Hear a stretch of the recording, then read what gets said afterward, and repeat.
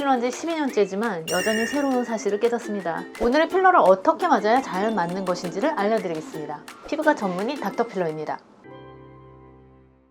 오늘은 필러를 채우는 용량에 관해서 다뤄보겠습니다. 여러분들이 직접 다 결정을 하실 수 없는 경우가 있을 텐데요. 제가 드리고 싶은 말씀은 필러는 최소한의 용량을 맞아야 된다는 것입니다. 그 이유를 설명드릴게요. 필러를 최소 용량으로 맞아야 하는 이유 첫 번째, 필러의 성분은 히알루론산이라는 건데 이 히알루론산은 물을 머금어요. 그래서 100을 넣는다고 하면 나중에 100인 사람도 있지만 보통은 이제 100보다 조금 늘어나서 105나 110 이렇게 늘어나게 될 것을 감안하여서 시술을 해야죠. 이것은 물론 필러에 따라 개인에 따라 차이가 있습니다. 100을 넣어도 110, 120까지도 되는 분들이 있고 100을 넣었는데 한 달 만에 80으로 뚝 떨어지는 분도 드물게 있어요. 그러면 어떻게 맞아야 할까요? 부족하면 또 맞는 거고 과량이면 좀 녹이면 되는데 어떤 게 더 편할까요? 맞아요. 또 맞는 게 편합니다. 녹이는 것은 완전히 조절이 되지는 않는 영역이에요. 저도 최소 하루에 한 5명 정도는 필러 녹이는 시술을 하고 있는데요. 최대한 애를 써서 원하는 그 부위만 녹이려 애를 쓰고 있는데 이 녹이는 약이 우리가 원하는 그 부분만 아닌 다른 부위에도 영향을 줄 수 있기 때문에 녹이는 경우에는 다른 부분이 녹아서 또 필러를 다시 채워야 되는 상황이 발생할 수가 있는 거죠. 결국은 좀 적게 맞고 부족하면 더 맞는 것이 과정도 편리하고 비용도 절감할 수 있는 거예요. 시행착오를 줄일 수 있는 거죠.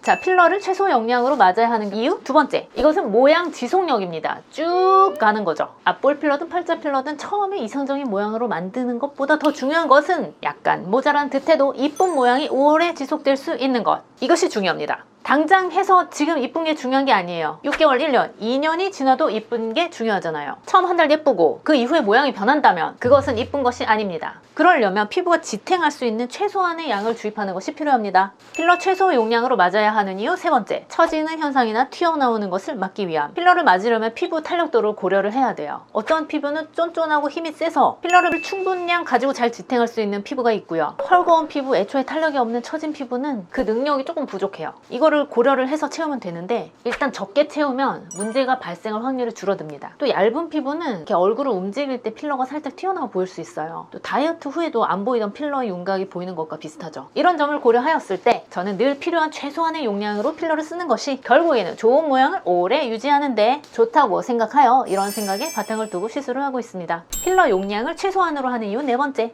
필러 하시러 오시는 분들이 제일 많이 하시는 말씀이 이거죠. 자연스럽게 해주세요. 이게 과연 무슨 말일까 곰곰이 생각을 해봅니다. 이상적인 모양으로 의사가 얼굴을 딱 만들어 놓으면 막상 당사자는 적응을 못하는 경우가 있을 거예요. 시술 받으시는 분들이 원하시는 것은 시술한 티가 안 나고 본인의 타고난 얼굴과 크게 다르지 않은 것을 원하시는 겁니다. 이상적인 모양이 아무리 자연스러운 라인이라고 해도 결국 이 자연스러움은 이상적인 모양과 본인이 타고난 것의 중간 어디쯤에 있는 거죠. 앞볼에 3cc 정도 넣어야 조각상 같은 모습이 나올 테지만 사실 저는 여러분들이 원하는 모습은 그게 아닐 수도 있다고 생각을 하기 때문에, 그리고 새로운 모습에 적응이 안 될 수도 있기 때문에 거의 앞볼에는 대개는 1cc를 시술하고 드물게는 2cc를 시술해서 미묘한 변화를 추구합니다. 그렇게 하고 한 달 있다가 좀 부족하면 조금 더 채우면 되잖아요. 결국에는 이 또한 극강의 자연스러움을 위해 최소한의 용량을 써야 하는 것으로 귀결이 됩니다. 물론 최소한의 용량으로 우리가 원하는 결과에 근접할 수 없을 것으로 생각되는 경우에는 충분한 용량을 써야겠지만 말입니다. 필러를 최소 용량으로 시술해야 하는 이유 다섯 번째, 필러는 생각보다 오래 지속되기 때문에 반복 시술 시에는 용량을 더더더 줄여야 된다는 말씀입니다. 필러는 절대로 안 녹는단 말 있죠. 이 말이 왜 생기는지 생각을 해봤어요. 어떻게 되냐, 필러가 생각보다 오래 가기 때문에 그런 거예요. 우리가 보통 필러를 맞을 때 이게 뭐 6개월이나 1년 정도 갈 것으로 생각을 하죠. 그래서 1년 후에 또 맞아요. 근데 생각과는 달리 이게 100%가 다 없어진 게 아니라 30%, 50% 남아있는 거예요.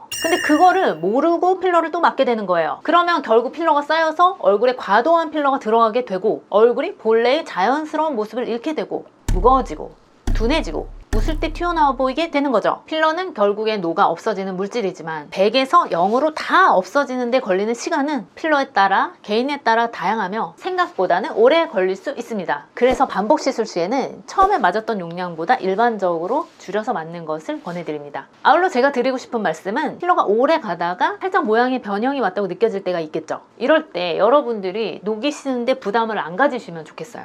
녹일 수 있는 필러의 특장점을 이용하시라는 말씀이에요. 필러는 몸에서 스스로 흡수되기도 하지만 그게 흡수되기 전에 마음에 안 든다 그러면은 일단 녹이고 다시 맞을 수 있는 거거든요. 그렇게 가역적인 변화가 가능한 거라고 생각을 하시면 필러에 대한 두려움과 불편함이 조금 줄어들 수 있지 않을까 생각을 합니다.